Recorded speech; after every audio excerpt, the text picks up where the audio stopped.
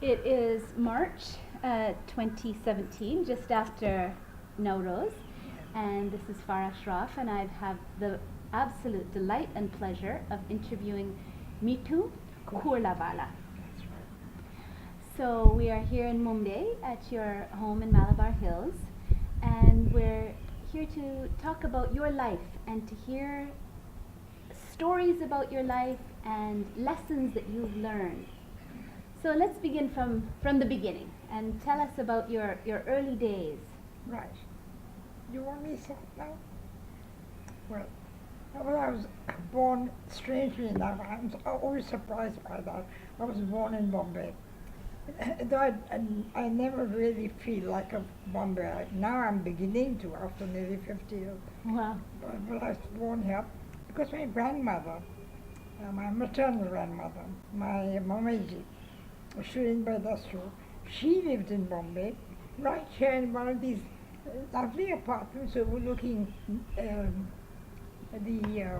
Hanging Gardens.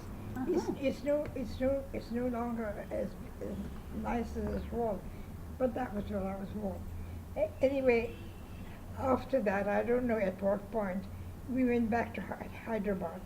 Oh. That's where we belong. That's where my father belonged. That when my mother went back home with me, and and my life has been really quite magical. I really think it was. How beautiful. No, really. When I think back on it, I think I was so lucky, and that it was such a beautiful life. What was nice about it was that it was full of a grace of living and a grace of spirit. You know, there was a great deal of grace of spirit, and people were bonded. Whether it didn't matter whether they were Hindus or Muslims or Parsis, and it was altogether. When I think about it now, I think it was an incredible experience to grow up like that.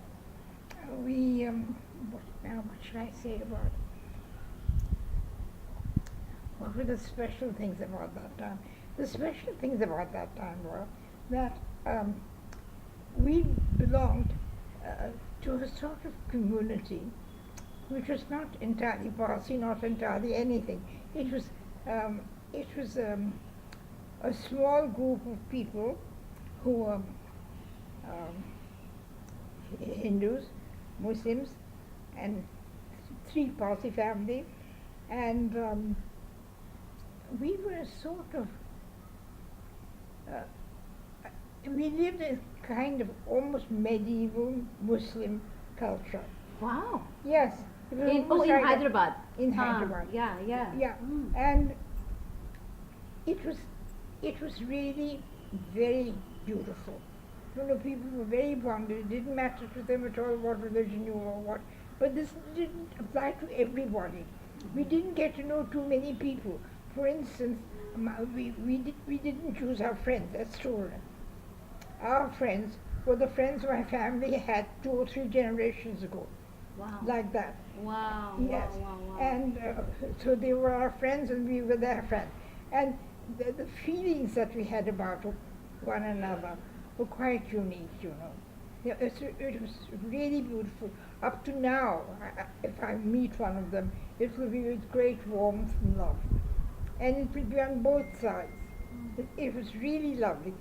Now, wait a moment. I have to give you an example. Yeah, tell us maybe about one of your friends and how much tenderness there was in that relationship. Well, there were so many, and I can't at this moment recall. But wait a minute.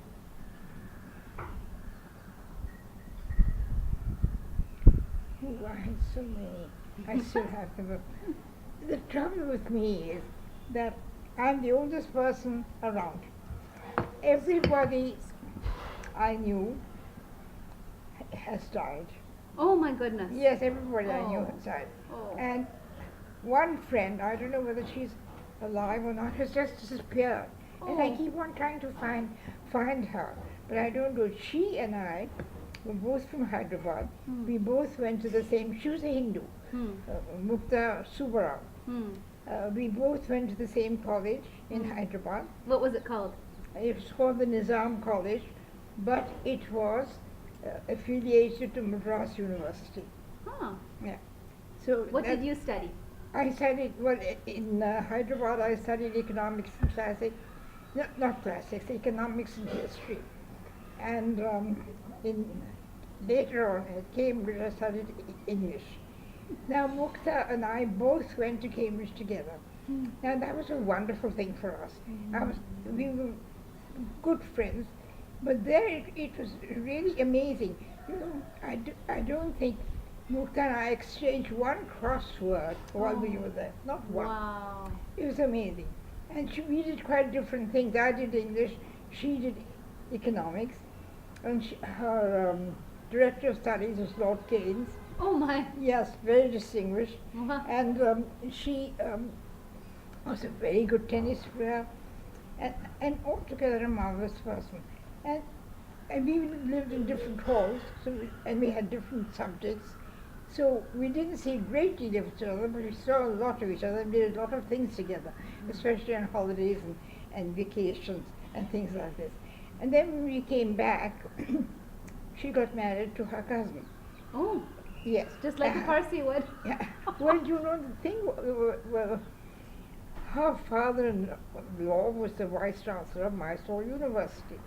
I'm saying this because I hope that somebody will remember and help me to find her. Well, she's vanished. And now, yeah, I'll tell you how she's vanished. And her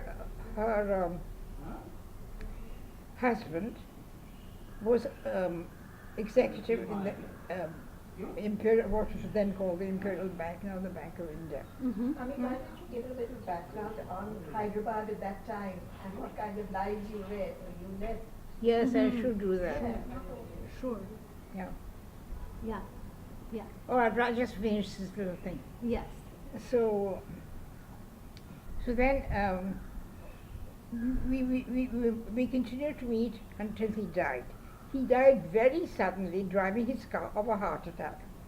After that, I never heard from Mukta again, and I kept on asking everybody who knew us, you know, people at Cambridge who were with health.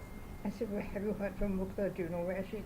Nobody knew anything. And I wish I really knew how to find her. I really wish I knew how to find her.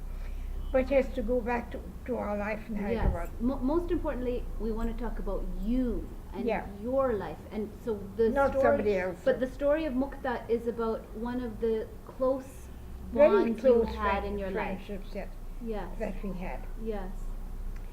Now about the other people, I'm not quite sure how to handle this. Well, we had one family that we were very close to, but there were others that were equally close.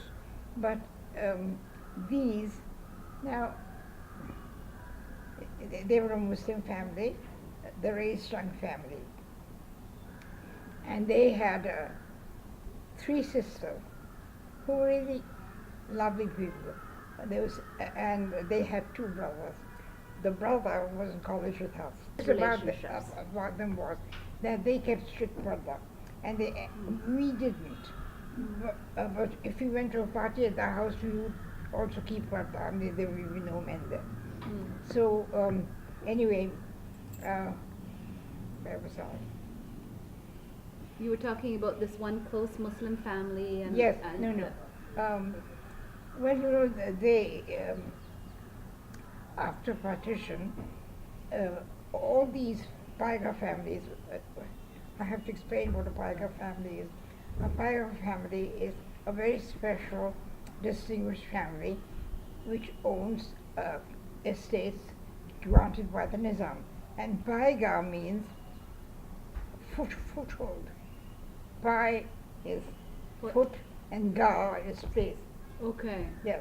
So these there were a few families like this, and there were other families which were, had the title of Nawab, and our family had the same thing. Nawab. Yes, Oh, Nawab. wow. Now my husband's father was Nawab Rustam Yar Jang Bahadur. Oh wow. But he was an FRCS, he was doctor but he belonged to the old families of Hyderabad. Okay. Yeah, uh, his uncle, or rather his grandfather, adopted grandfather, Nawab Sir Faridun ul Mulk, he was the Nizam's, what should I say, the Nizam ascended the throne when he was a baby, and he had a council of regency, and he was the head of the council of regency. So that was one Parsi family that was very well known. The second Parsi family was ours. I mean, not in that order, but Yeah. the three of them. Huh. And ours, we came from China. Okay. Yes, our name was Chinoy, C-H-E-N-O-Y. It's from the famous, the opium families, the Parsi opium I hope families. I hope, no, there was actually no opium family, and I'm hoping that our family didn't have anything to do with opium. Oh. But I don't really think they had, because all the things we have, the remnants of that time, have nothing to do with opium. For instance, they had to do with silk, with tea. Oh, okay. Now, for instance, you know that blue thing there? That's a tea jar. Yes. The tea was exported in that Right. blue thing. Yes. And, There was a lot of trade. huh? Yes. So the Parsis were into mercantile. Yeah, they were traders. Yeah. Yeah. And then there were, I think they traded in tea, because we have lots of tea things, and then a lot of silk, because you know when my grandmother died, there were trunks full of stuff. She had four daughters and 3 sons. Or is it the other way around? But anyway, she had them, and each of them had children, 3 at least. So all these things were brought out and distributed, and it was incredible. The gars, Wow. most beautiful gars. Oh, Then wow. ejars. You know what ejars are? Ejars are pantaloons, Oh, wow. embroidered. Oh, amazing. Then there were all kinds of things, blouses and materials, lovely silk, the most gorgeous silk. I still have an ejar which I wear as pants with the top, and all that was unearthed before. So I think our merchandise or whatever trade with China, that must have had to do with silk and tea and what was the third thing? Doesn't matter. Any other products? Yes, Yes. other, Yes. I suppose other Yes. Chinese But you're clearing our Parsi And name you from know, the opium I'm trade. afraid at nearly 100 years, my memory is like a sieve. Pretty good. It Oh, all your goes your through. memory is excellent. Can you just say how old you are? Yes, Mithoo? of course. Do you know, I can't make up my mind whether to say I'm 99 or 100. Oh. Because in a few months I'll be 100. Wow! So can you believe that? Amazing. When's your Yeah. birthday? Sorry? When is your birthday actually? September. So in September I'll be 100. I have finished 100. Just now I've finished 99 and I'm crawling into 100. So you were born in September 1917. That's very quick Oh, mathematics. Amazing. So Fantastic. you know, that is one reason why I'm being so vague and No, not thing. at all. So Right. maybe you could tell us one of your favorite memories about your life. Oh, Any my- period of your life. oh, but there's so many things I can't get them out. Well, I'll start with the later ones, then I can go back to the Sure. older ones perhaps. One of the things that I remember with great joy is very recent. About not even a year ago, I was standing at the entrance of the Wellington Club waiting for my car. And it was full of people doing the same thing, waiting for their car. And in front of me was a group of young people, and they seemed to know me, but I had no idea who they were. But I gathered that they were Pookie's and Asha's friends, Okay. the friends of my 2 children. Okay. And Your children's names again? Asha Asha, and Sharina. Sharina. Huh. So we usually call her Pookie. All her old friends call her Pookie. Okay. Oh, Winnie the Pooh. Oh, cute, sweet. She was a fat little thing. And I will show you a picture of her later. Oh, And sweet. That was why she was called Winnie Pooh, and Pooh became Poogie. Okay, So- how sweet. And she's still Poogie to the people who knew her then. Oh, that's lovely. So they were there. So one of them said, "Do you know, I'd like to be like her when I'm that age." And somebody else said, "You won't be, because you don't have children like her." Oh. Wasn't that sweet? I mean, that was such I thought, a great compliment to my children. Yes, Yeah. indeed. Then they were and joined- to you at the same time, Yeah, because they not wouldn't to be me who so they much, are but- without you. But I love this very firm response. "No, you won't, because you don't have children like her." So then they were joined by a man. And the man said, "But you know, there's something about the Parsis. They're all very good to their elders." That's what you were saying. And this is probably very true, because I find this all the time. And a lot of my friends, I have a person who used to help me with research, historical research. And she is so wonderful with her parents, I can't tell We you. are pretty open stories. And everybody I know. So I think it's probably a Parsi trait. Yes. So Let's that's actually, can we talk a little bit about so you got a degree from Cambridge yes, in English literature, yes. and But then you- you worked. My time at Cambridge was one of Yeah. the most wonderful times of my life. Most wonderful. I really enjoyed every minute of it. And the reason was that, it was like being born into a great new freedom. And it's a beautiful place. The architecture is beautiful. Yes. The grounds are lovely. The gardens are lovely. All the colleges have beautiful gardens. Yes. And apart from that, I just felt a great sense of release from I loved my life in Hyderabad. It was magical, but I didn't realize that it was very restricted. It was restricted in terms of people. It was restricted in terms of activity. Yeah. I mean, it was quite unusual for us to go to college at all, even in Hyderabad at that time. I went to college I started at the Nizam College and when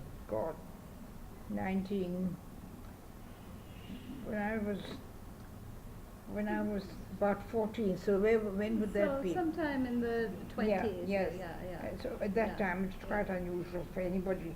In fact, there were about 6 of us in college. The rest were all men, and the 6 of us, maybe 5, were divided over various classes, and we were always escorted to our class by the chief.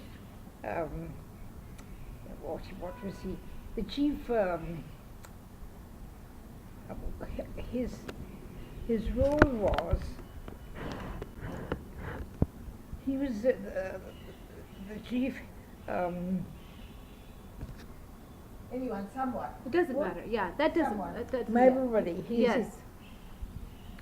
His name was Mahbubali, Yes. and he escorted. He was a very distinguished looking man, very big and tall, and he wore a long white coat with a big gold belt and a turban, and he escorted us to class because we were in and couldn't be allowed by ourselves. So he escorted us to the class, sat us down in the seat that was for us, and left. So Okay. it was like that. And so You're protected at all times. yeah. Yes. Yeah, and I sort of realized at Cambridge how different it all was. Yes. The first thing I realized was that just outside of Cambridge, a few miles outside of Cambridge, walkable, was the tomb of Rupert Brooke. Now, Rupert Brooke was one of my favorite wartime poets. And I just couldn't get over it. And I decided on my first day, I mean, college hadn't started, but a few of us arrived at our colleges a few days earlier. We decided I'd go for a walk to Grantchester. Grantchester was where he was buried, and Grantchester was the church where his father was the pastor. So, Okay. yeah. So I went walking by myself to Grantchester. And when I was at Cambridge, I felt a great sense of release of being born into a great new freedom. And I remember that on my first day, I heard that Rupert Brooke had been buried just very close to Cambridge, within walking distance. And I decided I'd go there. So I started off on a walk. And it was amazing for me that there was nobody accompanying me. There was no ayah, there was no attendant. You know, we were, even in our own garden in Hyderabad, if we were walking up and down in the garden, there would be an ayah walking with her. Or somebody, if we went to a party, there would be an ayah coming with her and sitting in the car till we left. That sort of thing. So here there was nobody following me to Grantchester. And I had a wonderful feeling of release. Then I went off and visited the grave, and I was very touched by that. And then I came back home, and then I came back to college. And then I found that life in college was so exciting because there were so many things going on. And I found, first of all, that the people there were very, very friendly and warm. That was the extraordinary thing. So with the dons, you know, the resident dons. Yeah, and I sort of felt in the beginning that I was going to have a hard time, that I'd be surrounded by brilliant people, and I'd have to work very hard to sort of kind of stay up to them. But it wasn't like that at all. I mean, everybody seemed quite like oneself, and that was a great relief. So I said, well, that's nice, and I don't have to work extra hard. And but you probably were working hard all the time anyways, right? Yeah, I imagine so. Yeah. And then, you know, it was, other friends of mine said exactly the same. That when they came up, they had this feeling that, oh dear, how am I going to measure up? Everybody around me is going to be so brilliant, but I'm not going to be. But you know, everybody had this feeling, and everybody felt at home, and that was a lovely thing. And then why don't you tell us about your grandmother and how the whole family lived together and how she had her own Irani servants and all that? Your grandmother and all her Irani servants and the way the house was run. Yes, run. yes, I was telling that. So, but I had to go back. Anyway, I'll finish about Cambridge. Okay. So, and then there were a lot of tennis parties, you know, and I, to my great joy and my great amazement, I was asked by the tennis coach, whether I would like to be a part of the team. Now this was incredible because it was well known that I hated games, that I was very bad. I mean, in my family, it was a great sense of disapproval that I was so bad at games. Oh, My two sisters were very good. They were tennis champs in college, and they loved to play. And in fact, Franny, my sister, who's now no more, she used to say that I don't feel well if I don't have a set. So I was so delighted. I said, my goodness me, you know, my parents would be so thrilled if I got a Cambridge blue. You got a blue if you paid for any of the teams. So if I were a Cambridge blue, that would be the height of everything. So I said, yes, I'd love to be thing. So then I was measured, my arm was measured, and for a tennis racket. And the tennis racket was specially made for me. Oh, wow! Yes, Amazing! Yes, with the blue colors of the college. Oh. Yes, and then I had a very nice blazer with a patch, all that fitted out before the event. And then after that, of course, I was given a list of instructions that you had to train. You couldn't just go and play. So you had to get up early in the morning at 6 and run around the fields. And then you had to have no sweets at all. Oh, wow! But that didn't bother me. I wasn't very keen on sweets. Oh, wow. You were not supposed to smoke. Oh, But that wasn't a problem either because I didn't smoke. and Parsis usually don't anyway. But you know, this getting up at 6 in the morning, it killed me. It just killed me. Because then, you know, I was a night person. I used to study at night. And then I used to get up late. So I said, I really can't do this now. When I got up at 6, I made myself. The whole of the day I was tired. So in the end, I had to tell the tennis committee that I really can't do this. Oh dear. What a pity that was, you know. Oh. That was one of the great failures of my life. And Aw. I had to sort of give that up. But that was a great thing. And there was something, while I was talking about this, I thought of something else which was very amusing. But now it's gone. This is the trouble, you see. I'm talking about one thing, thinking about something else. No problem. And then it's So let's talk about what your life after Cambridge and how you used your degree. Yeah. Now I must go back to my childhood. Okay.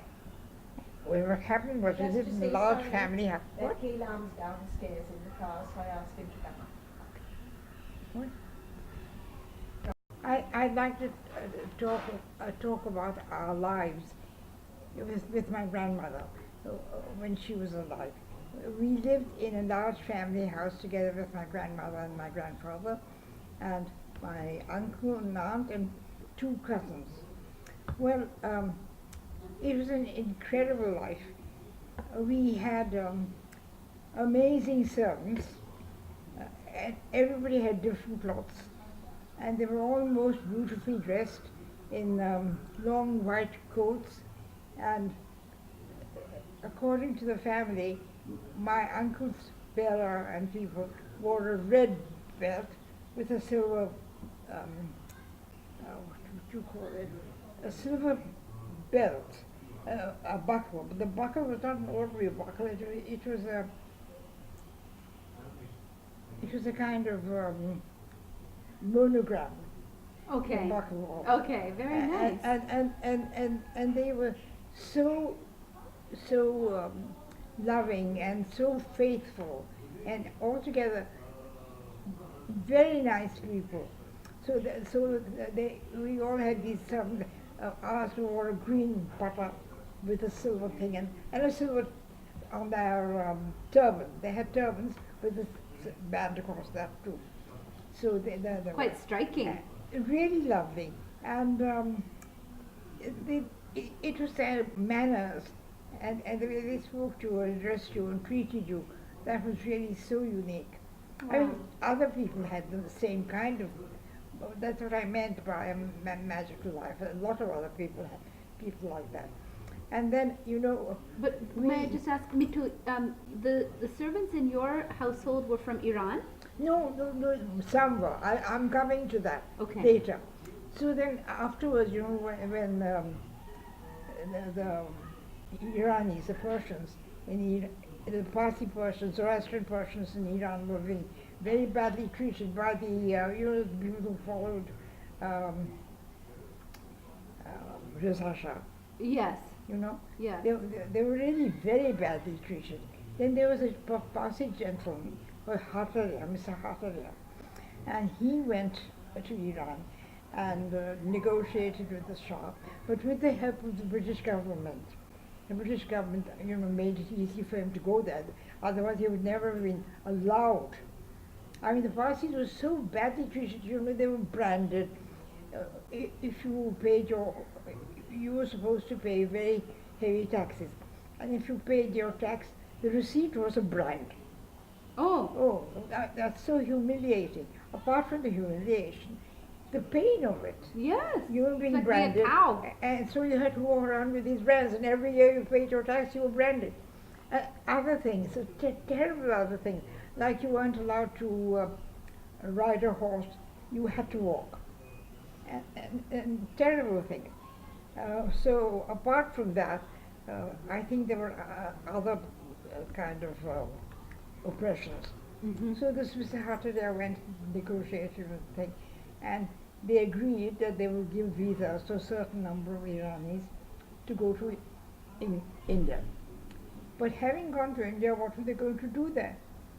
And Mr. Hatteria and the Parsi Panchayat, or I don't know what body that was, they got together and they sent letters to all the sort of kind of distinguished families all over India to say, will you adopt these people as servants in your house? So we did. So my grandmother did. I mean, she had about 9 or 10 of them, big Iranian people who spoke a sort of patois, a sort of Irani patois called Dari. Daddy. Yes, and they all worked, but they worked only for her.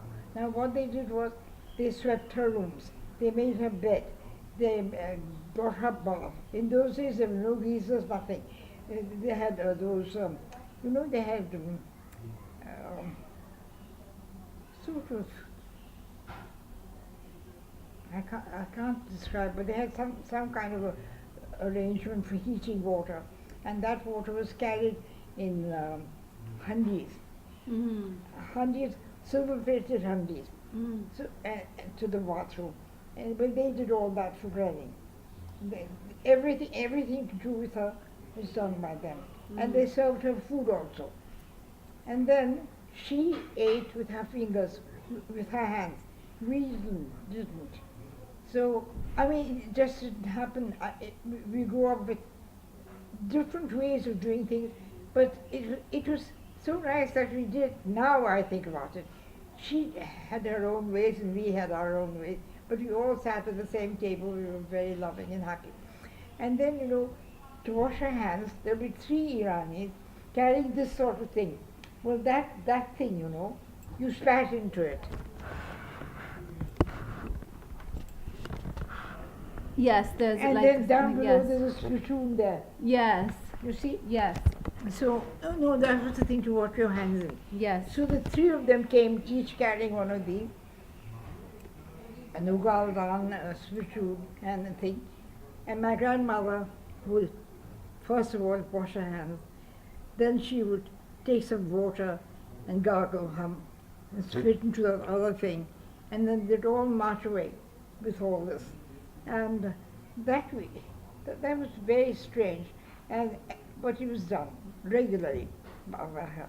Then when we had the muqtads, I forgot to tell you about Hormuz. Hormuz was the, the steward of the household. And One of the Irani servants. One of the Irani. And he was a strong, big, burly man, and he would come and stand in Granny's office with his hands like this in front of her, and she would give him all sorts of instructions for the day, and he would make his own suggestions. After that, they didn't see each other, and the house ran itself under Olmers. It was just incredible, He was really capable. He was very capable. And then, we had, Granny had a sort of ritual every Nowruz day, that they all came and lined themselves outside her bathroom. Her bathroom was on height, there were some steps down below the garden. So they lined up outside her bathroom door in the garden, and they were all given sadras and kastis.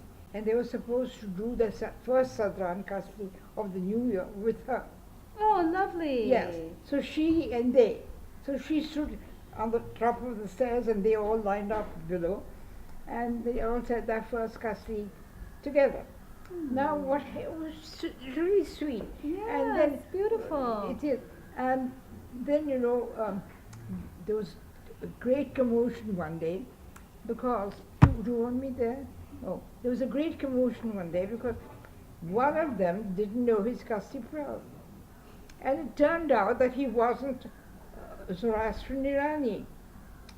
They all spoke Dari, so even the other Iranis didn't know that he wasn't Zoroastrian. It's amazing. So there's a great commotion. Oh dear, how could he handle a kasti? How could he do this? How could he do that? But it was all kind of sorted out. They all got fond of him. They were already fond of him. They didn't know the difference between him and them. What religion was he? Sorry? Was he a Muslim or Yes, a Baha'i? Well, he must have been a Muslim, but not a practicing one, since he came to us. I mean, he just did everything they did. He was a stowaway. Yes, yeah, exactly. He was a stowaway. Exactly that. And so that was a good thing. I never forget all the commotion and then all the sort of softening down of all feelings. And he continued to stay with us. And that was that. But then So let's talk about another story now. You were going to talk about your husband Yes. and how you got married. Yes. Yes. Well, you know, as I said, he belonged to one of those three families. And we used to go to each other's birthday parties. And we were also in the Nizam College together. Oh, how nice. Yes, yes. Oh, so you've known him most of your life. Yes, we knew each other most of our life. Oh. And he was, and we also had a holiday place called Vikarabad, just outside of Hyderabad, where they had a house. And we used to have a house, live in the house of a friend. And we were the only people there in the summer. And they used to be there. So we knew each other ever since we were children, really. And he was great. He was wonderful. He was a very good shot. You know, we used to shoot on a target to practice, and he'd always get the thing. And then, you know, we school, but we did that. We shot at pigeons and things like that. And he never missed a shot. Wow. He was quite incredible. Oh. And Good marksman. And so we've known each other since that time. Okay. And then after that, I went off to Cambridge, and he went off to the military academy. He got his BSc Okay. from the Nizam College. Okay. I got my BA from the Nizam College. Then we both went our ways. I went to Cambridge, and he went to the military academy in Dehradun. Oh, so Yeah, far. yeah. So that's where he was.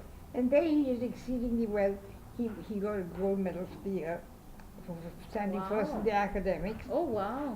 And for the military part of it, he got the Viceroy's something, Viceroy's sword or Viceroy something. So he was really, for that year, the first person in the academics as well as the first person in the military part of it. You know, Oh, distinguished student. very, that was had a very distinguished career there. Yes. Then when he finished, he was, what should I say? He was commissioned as a regular officer in the artillery. Now the artillery in those days was horsed. You know, now they have, I don't know what they're called. It's gone. But anyway, they're mechanized. Okay. But in those days, they were horse artillery, and they were the top of the army. You know, the army had different sorts of regiments. I mean, it had the artillery, it had the cavalry, it had the infantry, it had The Marines. Sorry? The Marines and the Air Force. Yes. Yeah, the Air Yes. Force was a different thing. Okay. But okay. yes, it was a part of the forces. Yes. But I'm talking about the army, the military. Oh, yes, yes. And so the horse artillery was the head of all these. Okay. The first amongst all these various, Yes. Yes. all these various faction, yes, all these various The branches of the Regiments, all military. these Yeah. various So let's regiments, talk yes. more about your husband now. Yes. Yes. So he was there, and then he was in the Northwest Frontier Province for a long time, not for a long time, sorry, for several weeks, and he was in all sorts of places like Kabul, and then Peshawar, Quetta, Nowshera, and so on. And Nowshera was a place where we first went when we got married. Oh, I have to tell you about that. Then, having come back from the military academy, and having been posted in the army, and I having come back from Cambridge, we were both there again. And we really got very, very fond of each other. And we decided, we decided to get married. But of course, there was no Oh. question of getting married then because he was right away posted in Quetta and places like that. Oh wow. Yeah. And So you there's didn't a- want. It No. wasn't safe So, to so take we had you. to wait. Then from there, they were posted to Burma. Oh wow. And just before they had their posting orders, but they had a long period in which to get ready Mm. to go. So he was now sheriff when they got these orders, and that was when we decided that, well, if he was going to Burma, God knows when he'd come back or ever. So we must get married now. So we decided to get married. And it was all done in such a hurry, I can't tell you. Oh. Yes, because first of all, he wasn't sure he'd get leave to come to Secunderabad to get married. Mm. And so we had telegrams flying, and the postmaster got very interested in the whole thing. and he kept on saying, what's the latest, what's the latest? Then finally, he was given leave for about 3 or 4 days. Oh my goodness. Yes. So he came to Secunderabad. We had a wedding in our own house, in our own garden, with all our old friends. You know, who know the Salajung Museum? Well, Salajung was a great friend of my father. Oh my. So we had no, you know how at Parsi wedding you have special chairs made, and special tables. So Salajung provided the tables and the chairs from his collection. You know, he had a museum. Oh my goodness. Yes, That's because there's no time to do anything amazing. else. Yes, amazing. Wow. He did. And all sorts of people did all sorts of things. And we were not allowed to entertain more than 50 people because of the shortage of things, you know.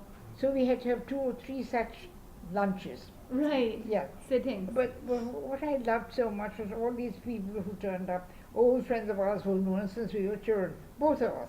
Oh. You know, it was really lovely. And so we got married like that, and we rushed off.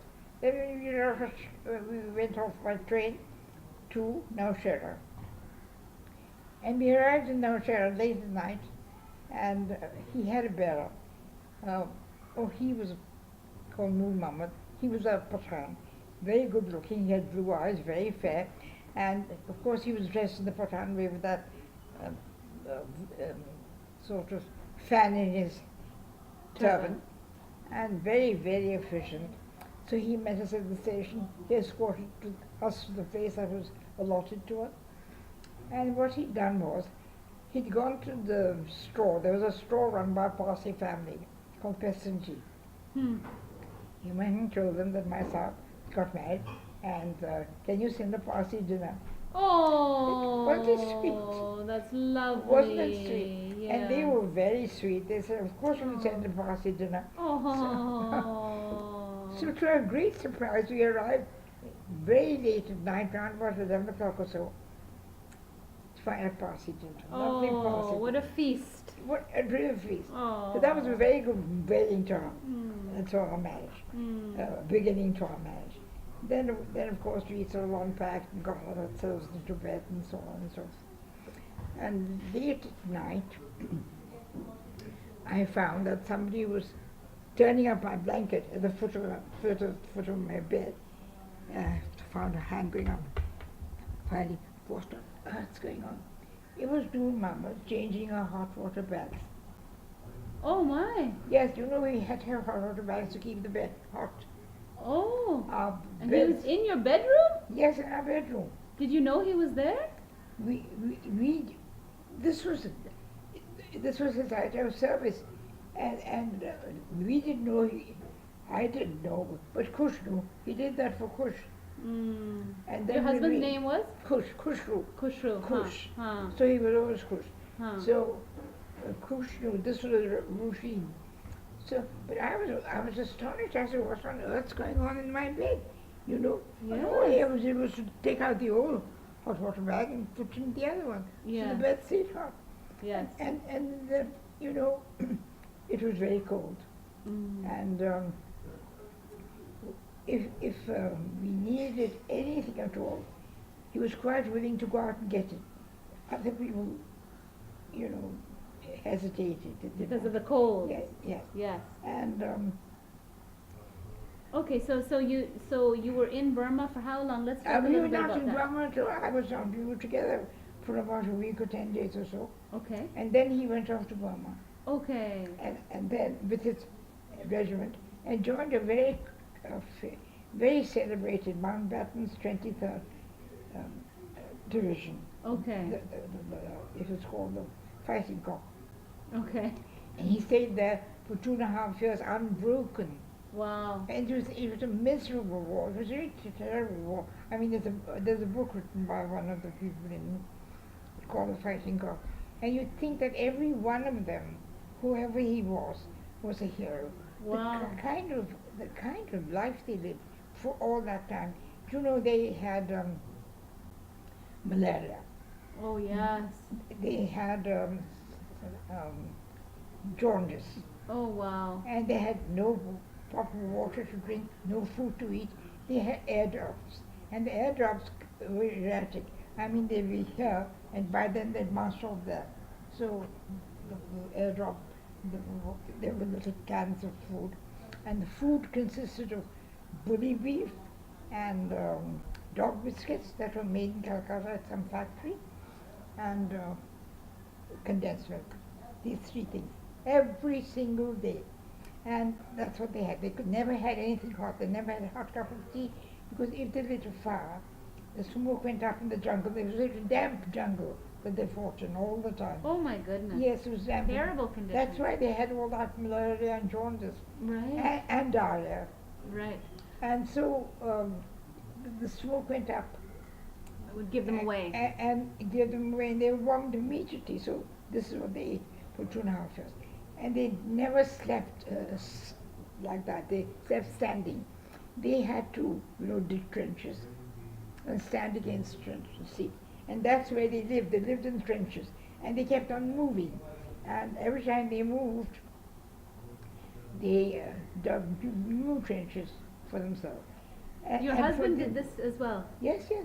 He was one of them. Wow. So you lived apart from him. Let's get back to you and your life. Yes, as a, yes, what I was talking yeah. about his life. Yeah. So for 2.5 years I didn't see him at all. Yeah. And in that time, I occasionally got letters, but they were all crumpled. And you know, they were given to Donna. Donna was a bicycle military person who took the letters to Calcutta in his knapsack. In Calcutta, they were censored. And that took a very long time, censoring all these letters. Then they were posted to wherever they had to be posted. So when I got a letter from Kush, it had been written maybe 3 months ago. And I wasn't very sure when I was handling it that he was alive. It was Oh, really that must have been terrible. so It was really hard. terrible. Yeah. It was a dreadful time. Yeah. And then I joined the Women's Auxiliary Force. Oh, Yeah. you joined. Yes, no, but then you see, what were the wives to do? All the wives were stuck there. They were not allowed to go to front. And I felt I had to be in some way involved and close to the war. Hmm. So I was assigned to a military hospital, the library of the military hospital, and the information room. And that's what I did during the war. Wow. So And that used some of your skills. Sorry? That used some of your skills as an English Well, as yes, a writer and. being the skills, meaning that you were a bit more kind of able to handle books than anybody else. And the information room it was a big room with the whole world on the walls, maps, and you had to take you had to what should I say? You had to make a picture of what these war actions were. Oh, in yes, in yes, yes. in Germany, in Italy, in India. Yes, You know, yes. you had little those pins that you put into, and you stuck them all over the place, Yes. saying this happened. And if a certain color, you were winning. If a certain color, they were winning. Right. And so, if you went into the information room, you'd get an idea of what was happening in the world, war-wise. Yes. So I was in charge of that. Okay. So Okay. that took a bit of doing. I mean, keeping in touch with what was going on all over the world, military-wise. Yes. So I did that. Okay. And then when Kush came back, we what did we? Yes, he went to school artillery. As by that time he was a major, and when he went, he was a lieutenant. Oh, he really Yes. rose amongst the ranks. Yes. Wow. So so then he went to school of artillery. The school of artillery is situated in Deolali. It's a very big center, and one of the sweetest things are that, you know, it has these great big guns. Mm. And there was a kind of big building, like with a roof, a high roof, which housed all these guns in peacetime, and they were there. The sweet thing was, they had constant parades with those guns to keep them in order and so on. But the thing was that if you were in that, I've forgotten what it was called, the gun thing, the place where they were, you couldn't smoke, and you had to have your head uncovered Huh. in respect to the guns. Oh my goodness. Yes, it was. I Oh. thought that was very Wow. sweet. Wow. You know, Wow. the guns are just parked there. Yeah. But if you happen to go in there for some reason, then you took off your. You have to be respectful to them. Yeah. Yes. So, Mithoo, is there any other part of your life that you would like to talk about? Any other stories? So many. You've talked about the wartime. You've talked about your younger childhood with your grandmother. Yeah. How about your time as a mother when you became a mother? Oh, that. Yes. That was really something. Do you know, Asha was born immediately after the end of the war in Germany, but not in Asia. And so I was in Secunderabad, and Kush was still in thing. And she was conceived on one of those occasions when he, when we went to Shillong. Shillong was very close. Do you know where Shillong is? Yes. Shillong is Assam. It's very close to the Burma theatre. Right. So the Burma, that particular division, the 23rd Division, was taken out of Burma for a rest. Okay. And they were brought to Shillong, and the wives were allowed to go and meet them there. And that, you know, was really quite something, because they were all deaf with the shelling. Oh wow. Absolutely deaf. So deaf that they didn't know what we were saying to them. And we were all sort of, you know, put in people's houses. Kush and I and a British family were, I can't get the word, but asked to stay with the civil surgeon, who was a British person, civil surgeon and his wife. So we stayed there. Other people stayed in other people's houses. The unmarried people lived in camps and tents, like that. So we were there for that time, and there's something that happened there which I would like to, but I can't get it. Anyway, so after that we went back. I went back to Secunderabad, and he went back to Burma. Okay. And then after that, of course, a year or so later, the war ended there, and he came back to India. And when he came back, this is very interesting.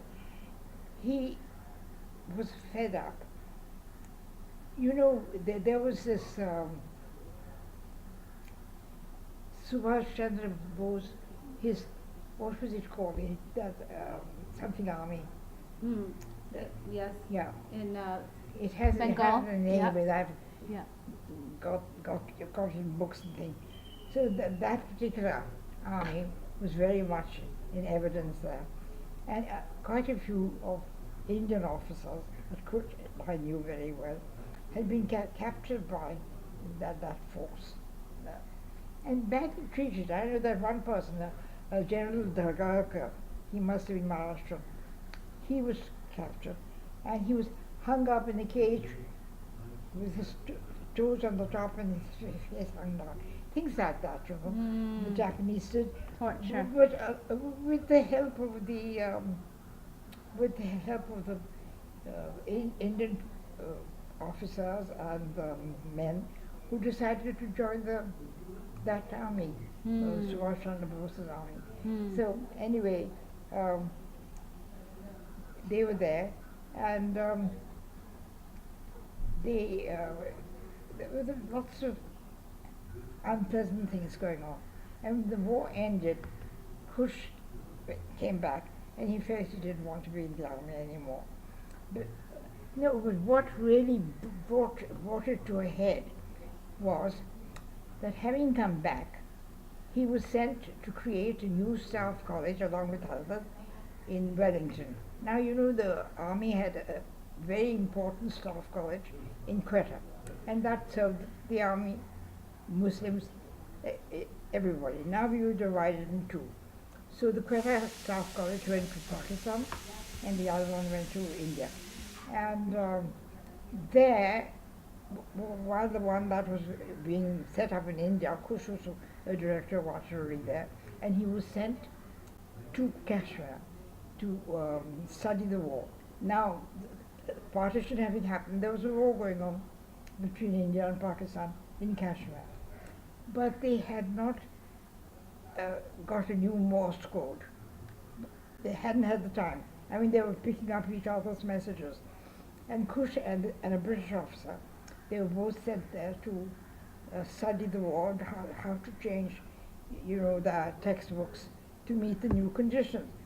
So while they were there, Kush was horrified. People were sort of picking up each other's messages, and they were saying, Akbar, I'm Lance Akbar Khan. Oh yes, I'm so and so. No firing today. It's very cold. And they said no firing. Then again they pick up messages, and they know each other because until a few months ago they'd been in the same regiment. You know, it didn't matter that you were a Hindu or a Muslim. You were, if you were in the third artillery, you were in the third artillery. That's what you were. So, and you know, they get very bonded in the army. I mean, they save each other from destruction all the time. And it's very hard for them, you know, to be on opposite sides fighting each other. And Kush found this impossible. So he was very upset about this. And he went back and told the commandant of the Staff College that he didn't want to serve the army anymore. And he thought he didn't want to be in a civil war. It was a civil war. So he said, he was British General Linton. He was in fact a very famous British, he was one of the Chindits. But anyway, he said, there's nothing I can do about that. It's your government who's fighting these wars. And I can't even recommend it because it's against the law, military law. You swore an oath to serve till you retire, and you're far from retiring. So you can't do this. Anyway, Kush was so determined. He said, whatever he did, he was not going to be. He said, I didn't swear to serve in a civil war. You know, he said, whatever happens, I'm not going to stay here. And then they decided to sort of threaten him. They said, we'll court-martial you. Oh my goodness! Yes. And he said, okay. Then they said, well, listen, you're going to be a general shortly. He said, with complete lack of modesty, I know that. He said, I know that I have to be a general because half of the army's gone to Pakistan and there's nobody left here except for people like me. Oh my So, goodness. so he said, I'm not wanting to be a general. Mm. So then they said, all right, why don't you go abroad and be a military attaché and think about all this carefully away from India. So he said, no, I don't want to hang around any ambassador. I just want out. And this went on and on. And so then they said, then they decided, that they've got to listen to him seriously. He means what he says, and he's never going to settle down in the army. So in the end, he was released as a lieutenant colonel, which was his rank by then, which was very, very early. I mean, he was a colonel years before his time. And then but they didn't give him his pension, they didn't give him his gratuity, nothing. That was the price he had to pay. So they said, yes, we'll release you, but we'll stop your pension, we'll stop your gratuity, you get no benefits from the army. So he said, okay, that's fine. But all his friends said to him, that what are you doing? You trained for this, you did so well, you had a very good war. And now what will you do now that you're out of the army? So Kush said, whatever I do, it has to be better than this, fighting in a civil war. And he really did quite well here, because then he became one of his friends. The nearest thing that he had to a brother was Jugi Soni. Now Jugi Soni was an officer, but he was also married to J.R.D. Tata's daughter. And they both of them resigned, he and Kush. And they were very, very close friends. So when they both resigned, they came to Bombay in search of jobs. And being brother-in-law of J.R.D. Tata, I mean, it was very easy enough for Jugi to find a very good job in Tata. And Jugi's helped Kush got a very good job in the ACC, the Associated Cement Companies, as a director. So they were both properly settled. That was one thing. And after that, we continued to live in Bombay. So that was it. And I think that's about it. Well, when we first came to Bombay, we thought that it was going to be very hard on us. We knew nobody. And that Bombay was so large, it was probably very heartless, not close and bonded like Hyderabad, and not with that same sort of feeling about people. But it turned out to be amazing. Bombay was so friendly, so warm, so inclusive. But it helped a lot that my mother had grown up here, and she knew everybody. She knew Gina Duggan, Lady Modi, and all these old ladies who adopted us immediately. And that was very nice, because we got to know other Parsis through them, otherwise we would not have. And we kind of settled down quite comfortably, to our surprise. Nice. To our great surprise. That was nice. That turned out to be very nice. So that's and about school and about the children. Yes. I have to say about them, they have been the greatest joy that I can think of. Ever since they were small, they were very they were very amusing, they were very intelligent, and they did all sorts of extraordinary things, and they opened up all sorts of vistas for us, which would not have been available to us. They never wanted to go out anywhere in the evenings. They always wanted to play at home in the garden and invented their own games all the time. And Sweet. they had, they used to go to the back of the kitchen to visit somebody called, I've forgotten her name, to visit somebody. It turned out to be a chicken. Oh, sweet. And the cook used to sort of breed chickens and cook them for us. They didn't know that. Huh. So anyway, so they used to go visiting this chicken. And then one day they were in terrible trouble. They were weeping and sobbing, and they said, that he has killed the thing to give it to us to eat.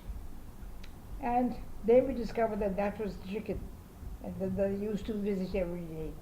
And that was that. It was very sad. And we had a terrible time comforting them. Then, you know, they had all sorts of friends. We had a veranda Jersey who used to come and sit. And he was a tall man from Punjab or somewhere. And am I going on too long? No, no, no. What I'm hoping is that you can talk a little bit about being a mother.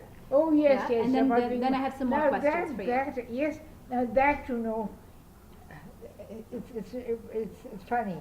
Being a mother, it was not as exacting as it is today.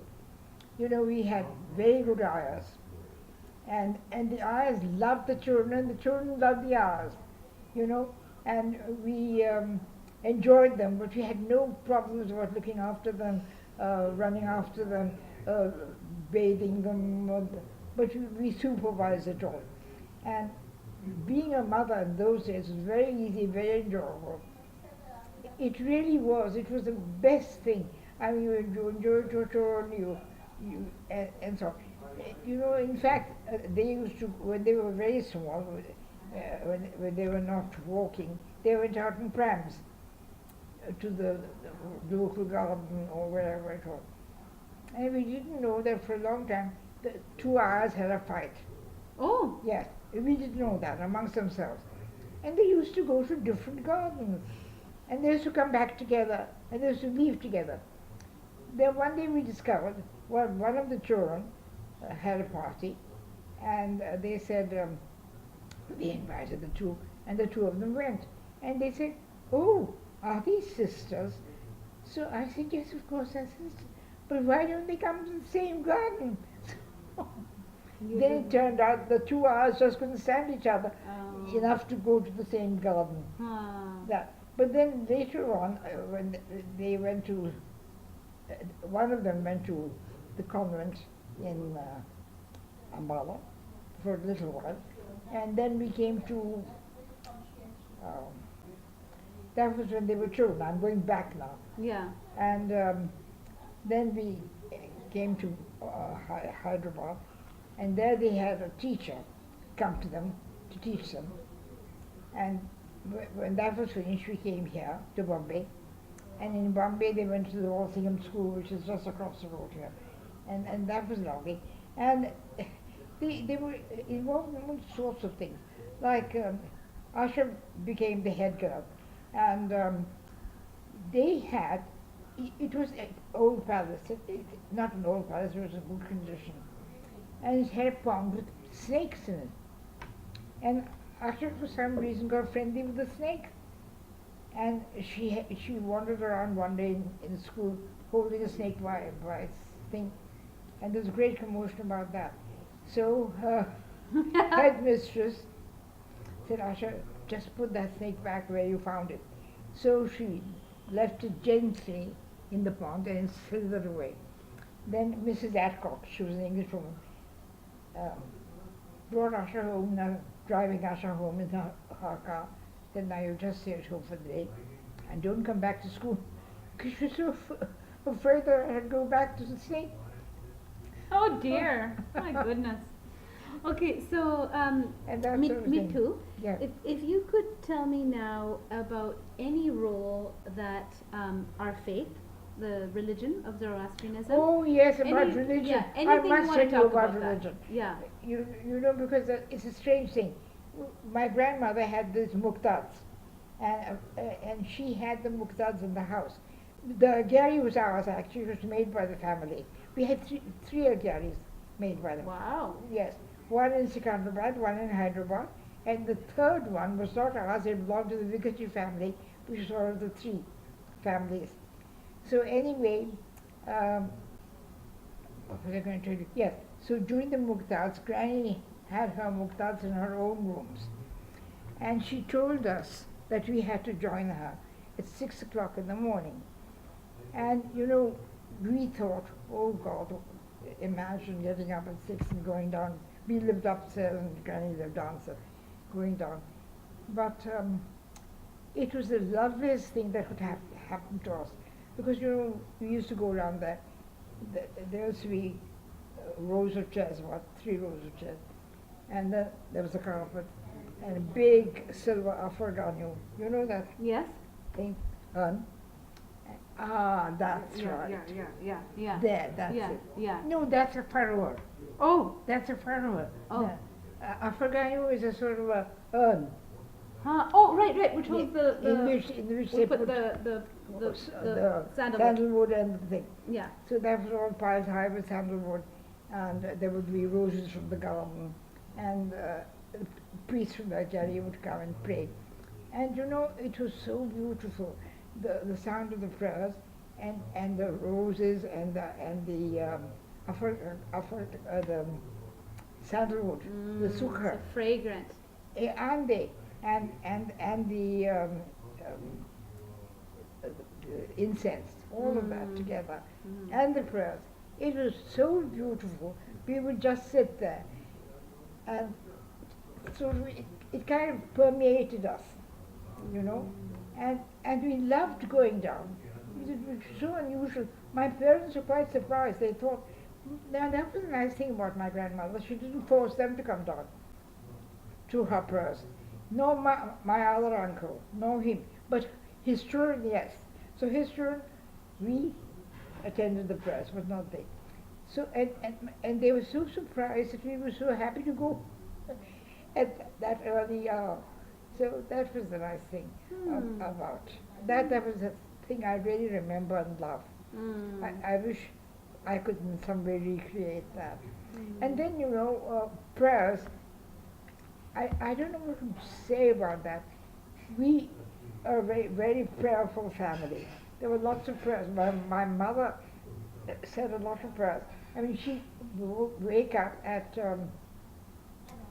sunrise, and she would see the previous day in the paper what time it was sunrise, and then she would set her alarm clock.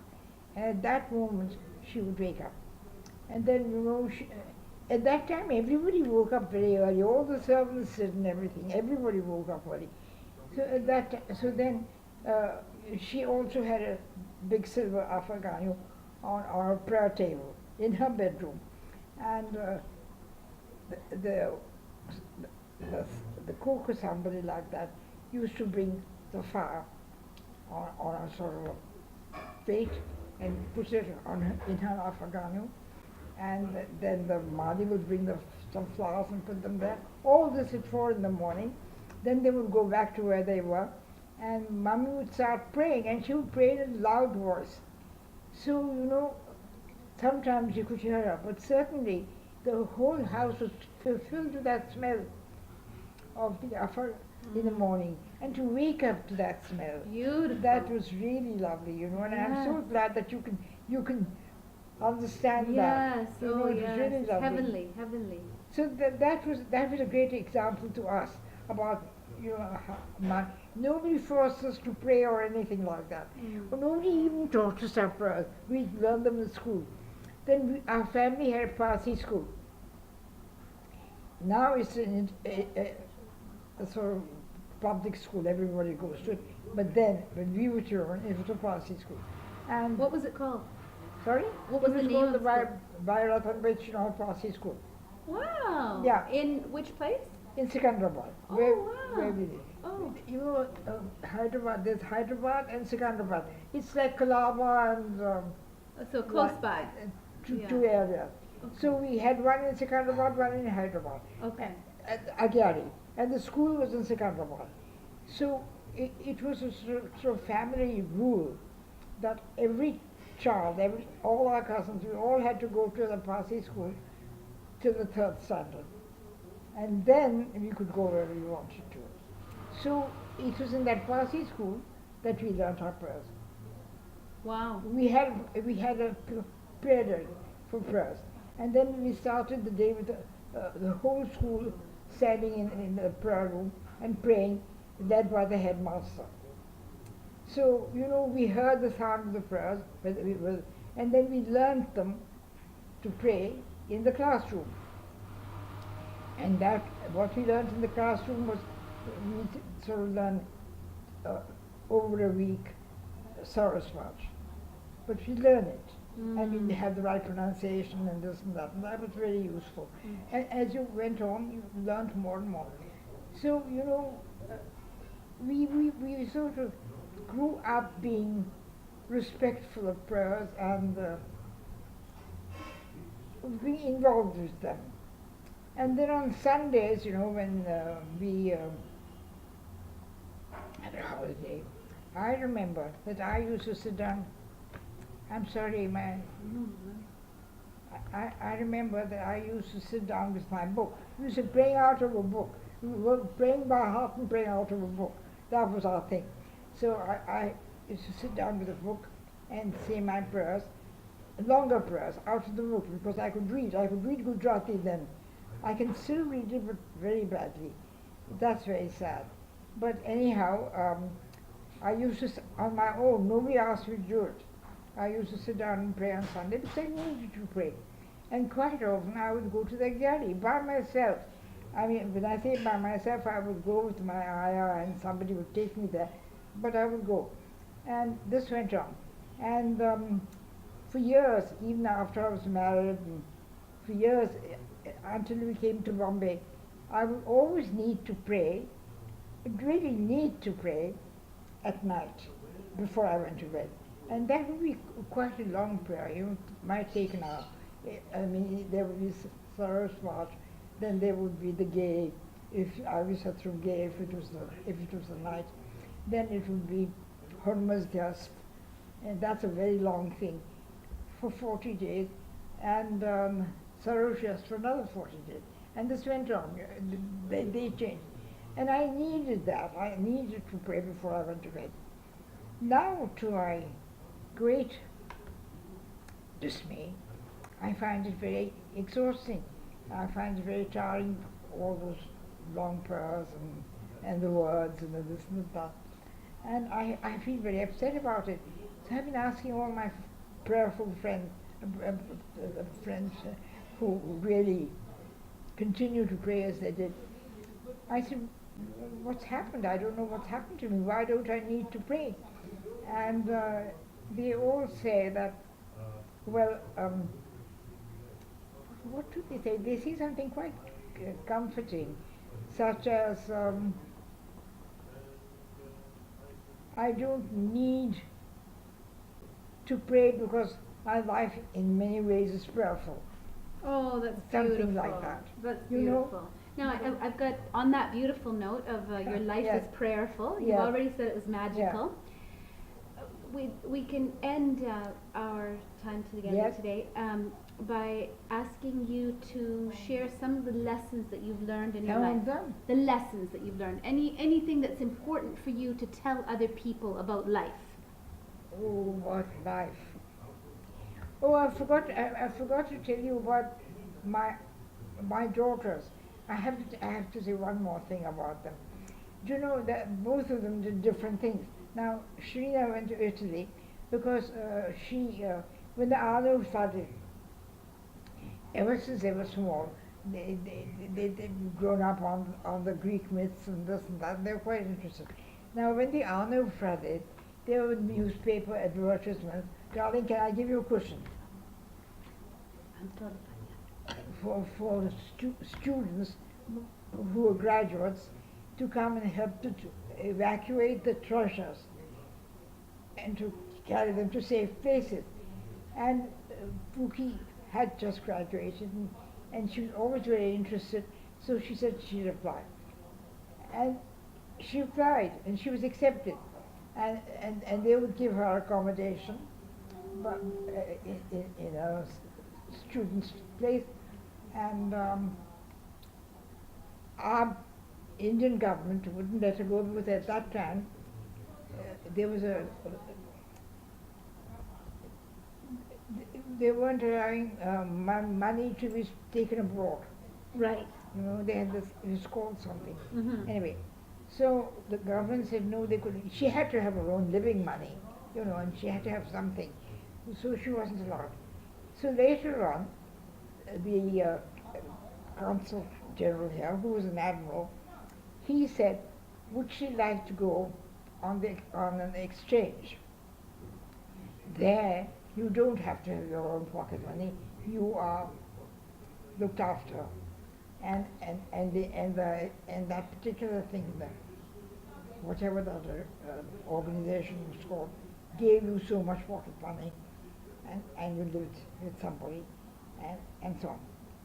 So Pookie went to Italy like that, to Florence, to a very nice family, who's a count and a countess with 2 grown-up children. How you know, nice. same age as them. Mm. And they turned out to be very, very nice. They were so nice. And they learned, she learned so much about Italy. It was amazing. They traveled together, you know, and they were one of the families that contributed to the building of that church in Florence. I've forgotten what it's called. And that their names are there. All the donors Oh, yes, of yes. the church, Yes, yes. old time. Yes. So things like that. And then after that, she was so hooked on things that she said she had to go back to Italy. So when she asked Ravi Kuka, who was the head of the thing, whether she could go and work in Air India, and he agreed to that, especially if she knew Italian, and that was that. So she went there in the booking office as the head of that, and there was a story about how a West Indian gentleman saw somebody arrived in the office and proposed to her. and she, much older than her, much older. And she said, no, thank you, I am not thinking of getting married, and so on. So then he said, no, that's an insult. Nobody's ever said no to me. The Queen's knighted me, and this is that, and I'm going to put all of you under a curse. So he made a big curse, and all the other people in the office blanched because they were Catholics, and to be placed under a curse was for them a terrible thing. And there was great commotion over that. But the next day he came back, and he said, you know, I'm a God-fearing man, so I'm now going to remove my curse. So he did that. That's very good. In Rome. Right. In there in the office. Oh my goodness. Can you believe that? Wow. That was something. Wow. Things like that. Yes. And then, Now let's talk about lessons. Anything that you would like to share about what you have learned about life. when I got down to our life, Yes.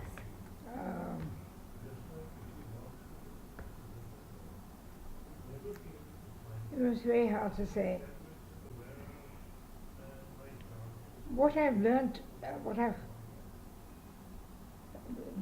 is what my grandmother used to say to us, but I've learned it from experience, not because she told us so. Mm-hmm. But, you know, she used to take us out for a drive every evening, one by one, not always together, and she would talk to us about all sorts of things.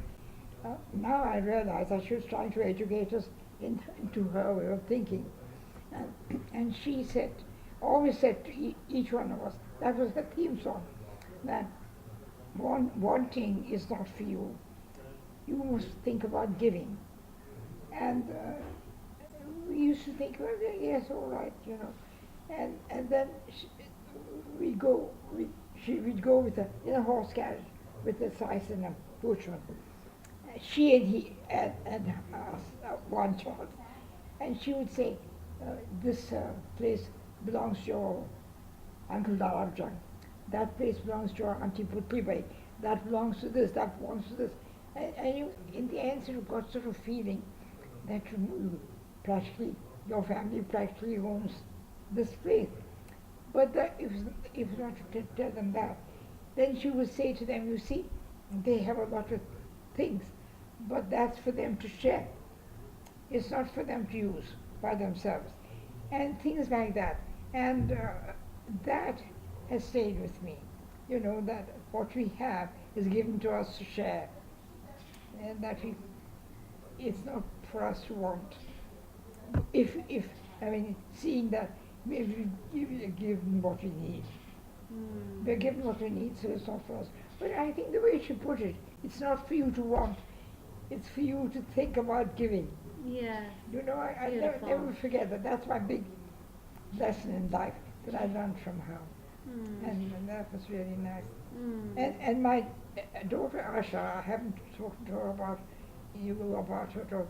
She is very spiritual and very, very, and I'm very sort of impressed by that. I love it. She's a dancer and also a professor. She's a PhD. Oh, you Yes. must be very proud of her. Yes. And so, that's it now, is it? Well, I think if you want I to think just, so. yes, I think Yeah. it's nice. So Ah. thank you very, very No, much. thank you. I mean, for putting Mithoo up with all my Coorlawala. lapses and pauses, and it was very dreadful.